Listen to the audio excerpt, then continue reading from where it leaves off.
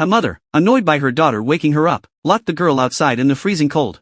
While her daughter suffered, the mother went out to meet her lover. At the funeral, the mother showed no remorse and proposed to her lover. Yet, the kind-hearted girl always loved her mom, even in her final moments. Her mom, furious, threw a clock at her and locked her out on the balcony to reflect. Despite the cold and her mom's cruelty, Rin cherished the book her mom gave her. Snow piled up, and Rin, freezing and weak, thought of happier times with her mom. She was granted entry to heaven, but Rin felt unworthy, blaming herself for upsetting her mom. She defended her mom, insisting she was kind and loving, recalling cherished memories.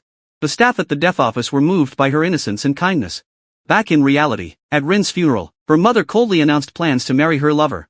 Furious, Rin's teacher slapped the woman, revealing Rin never spoke ill of her mom. Though too late to save Rin, at least her soul found peace in heaven.